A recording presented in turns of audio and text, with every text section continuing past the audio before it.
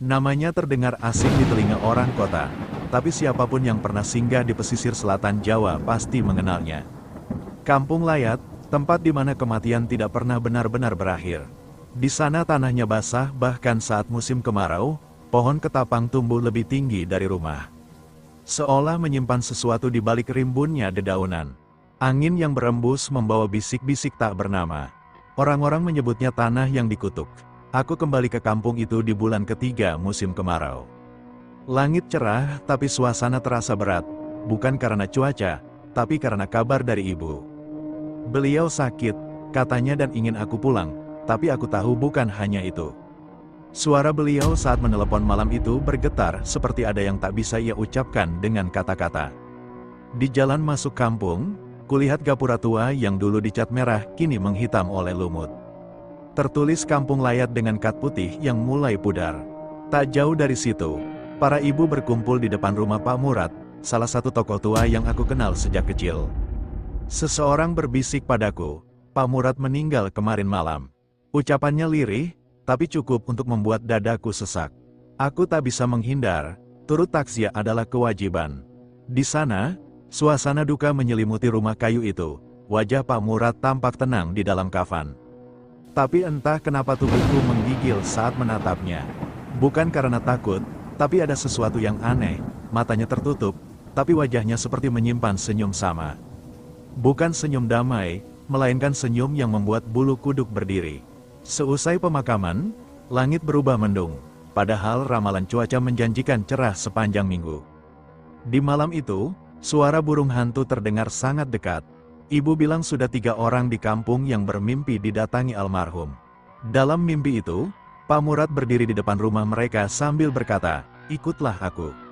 Aku mencoba menganggapnya sebagai bunga tidur, tapi di malam yang sama, aku sendiri bermimpi. Di mimpiku, aku berdiri di pemakaman kampung, di hadapanku, liang kubur terbuka lebar. Tapi tak ada mayat di dalamnya, hanya suara yang bergema dari bawah tanah. Suara yang kukenal, suara Pak Murad, "Tunggu, giliranmu akan tiba." Aku terbangun dengan peluh dingin, nafasku memburu. Kamar gelap, lampu padam entah sejak kapan, jendela yang seharusnya tertutup kini menganga. Angin laut masuk membawa bau anyir tanah basah, dan di luar di bawah sinar rembulan, kulihat siluet seseorang berdiri di pekarangan. Diam menatap ke arah kamarku.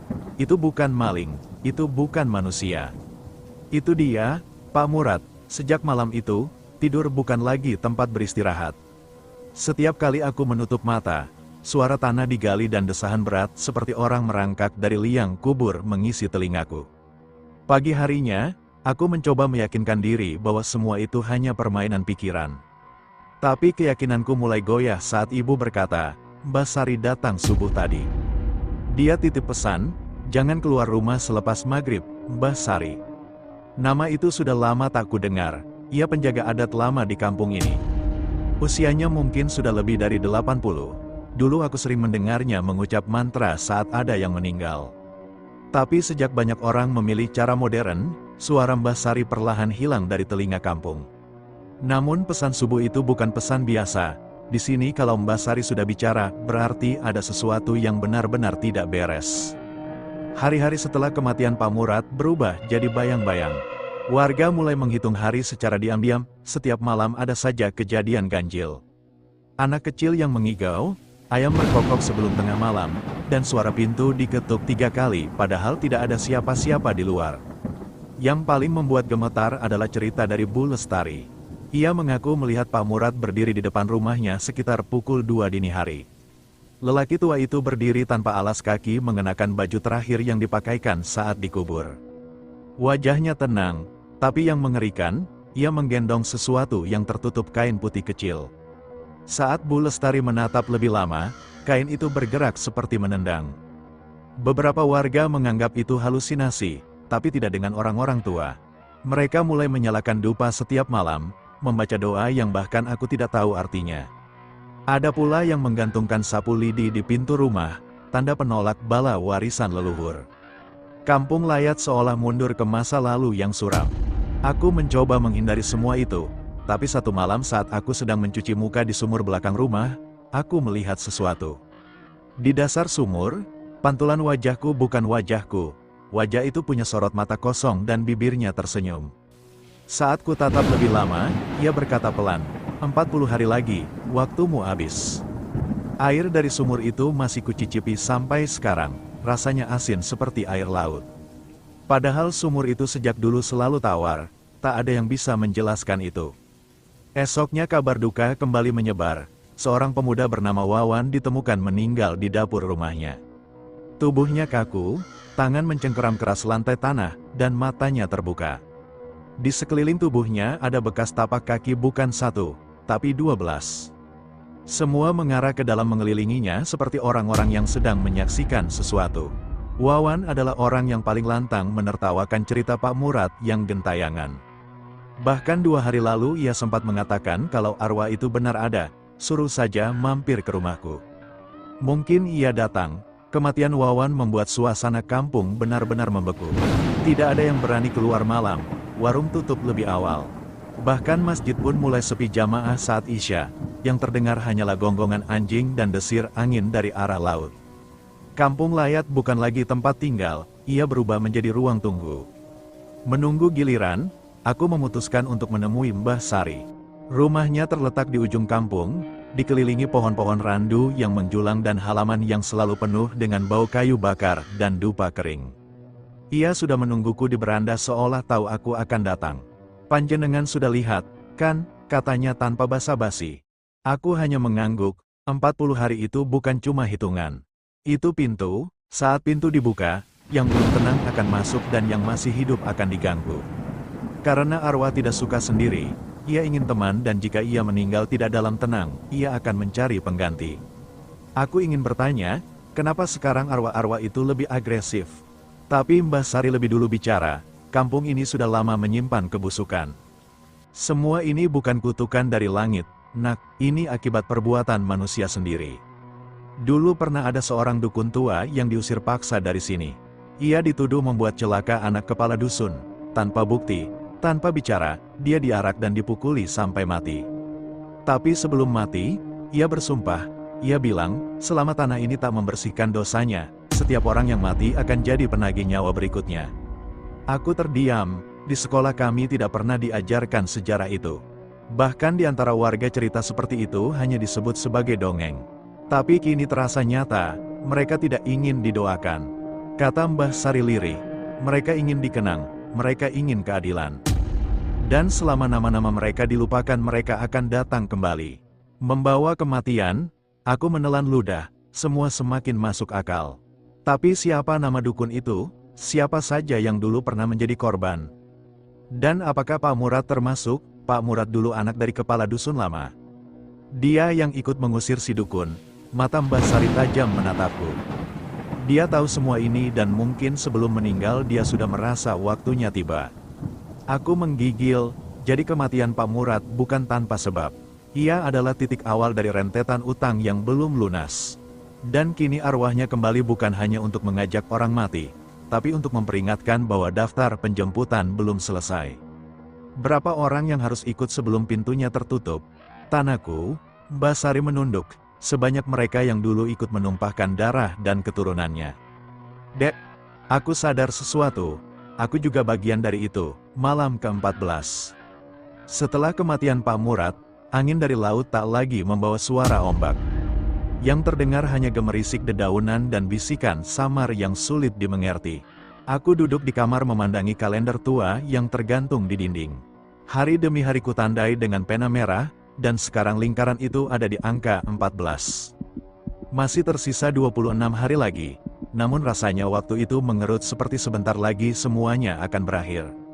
Ibu mulai sakit-sakitan, badannya panas dingin, dokter puskesmas sudah dipanggil, tapi tak ada yang berubah.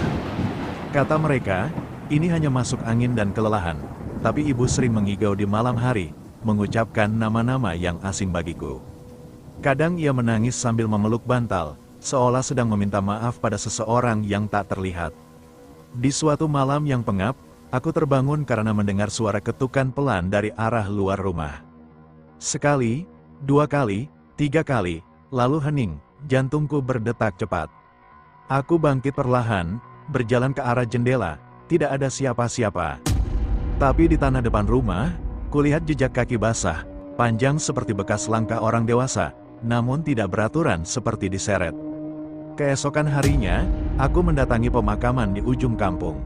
Tempat itu selalu sepi, hanya ditumbuhi rumput liar dan bunga kenanga yang ditanam para ibu.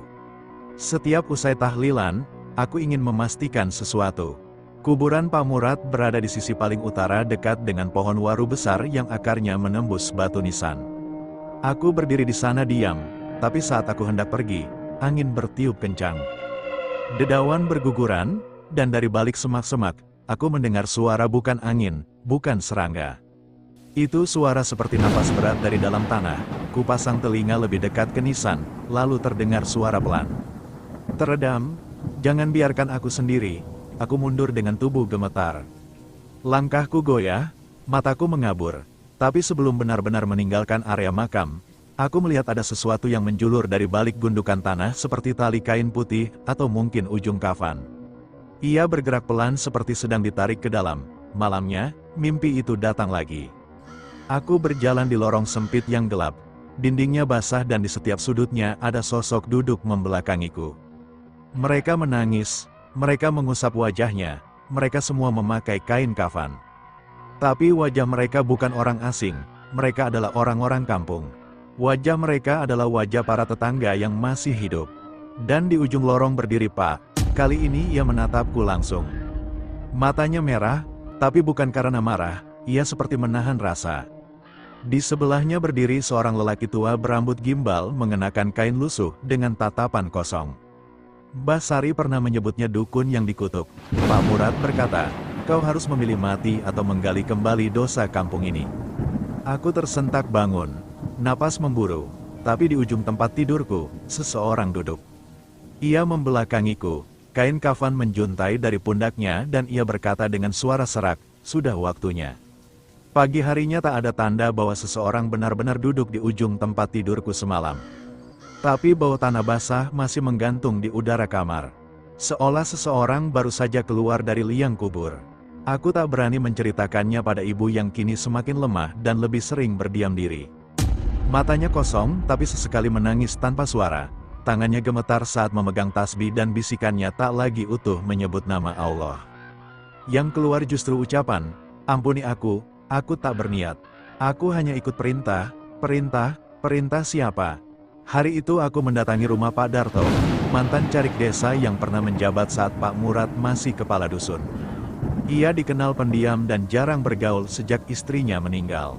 Rumahnya seperti tak terurus, tumbuhan liar tumbuh di sela tembok dan suara tikus terdengar dari dalam. Awalnya ia menolak bertemu, tapi saat kusut nama Pak Murad, ia membeku. Pintu rumah pun perlahan dibuka, kau cucu Bu Sumarni, kan? Tanyanya.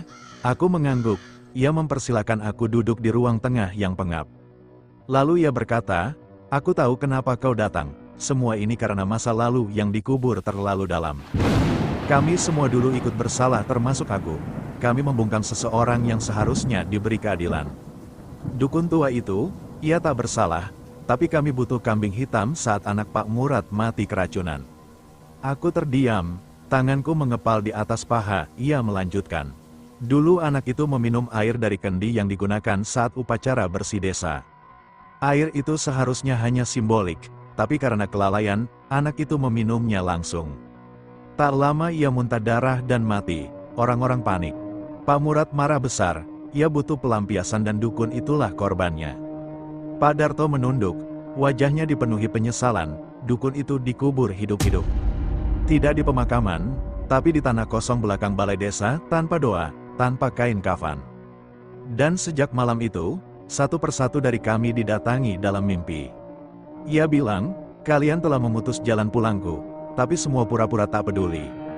Hingga bertahun-tahun berlalu sampai sekarang aku bergidik. Jadi benar semua yang terjadi sekarang adalah hutang yang menumpuk menuntut ditebus. Dan kampung ini, kampung layak tidak dikutuk oleh langit, tapi oleh kejahatan sendiri. Sebelum aku pergi, Pak Darto menyelipkan sesuatu ke tanganku. Kunci tua berkarat, ini untuk gudang di belakang balai desa. Di sanalah semuanya dimulai dan mungkin di sanalah jawabannya. Malam itu aku memandangi kunci itu lama sekali. Warnanya hitam, tapi terasa hangat di tanganku seperti pernah disentuh oleh mereka yang sudah tak lagi hidup. Seperti masih menyimpan sisa tubuh yang dulu dikurung bersama darah dan teriakan. Di luar suara jangkrik terhenti dan dari arah jalan kampung terdengar suara langkah pelan menyeret mendekat ke rumah. Ibu memelukku dari belakang, tubuhnya gemetar. "Jangan buka pintu itu," bisiknya. Tapi suara itu memanggil kita, jawabku. Ibu menunduk dan dengan suara nyaris tak terdengar, ia berbisik. "Karena itu suaramu sendiri, hari ini adalah hari ke-40. Langit di atas kampung layak mendung sejak pagi, tapi tidak turun hujan. Udara lembab, tebal seperti kabut yang tak mau menguap. Setiap jendela tertutup, tak ada suara ayam, tak ada suara motor lewat. Semua orang bersembunyi, mereka tahu malam ini adalah batas. Tapi bagi siapa?" Ibu terbaring di kasur, wajahnya pucat pasi. Nafasnya berat, bibirnya bergetar seperti ingin bicara tapi tak sanggup. Di tangannya ku genggam kain kafan yang dulu kutemukan di gudang. Nama Kirono Jantra masih ada di sana bersama nama-nama lain. Tapi ibu memandanginya lama dan menangis saat melihat satu nama di pojok bawah. Nama yang ditulis kecil nyaris tak terbaca, "Sumarni ibuku." Aku ikut menyeretnya waktu itu, katanya perlahan hampir tak terdengar. Kami semua ikut. Aku menendang kakinya karena aku takut Pak Murad akan mengusir kita kalau tidak ikut. Tapi sejak itu malam-malamku tak pernah sunyi, ia selalu berdiri di pintu. Ia tak pernah bicara Han. Aku menahan air mata, semuanya jadi jelas. Sekarang dosa itu diturunkan dan sekarang giliran ibu. Tapi mungkin belum terlambat.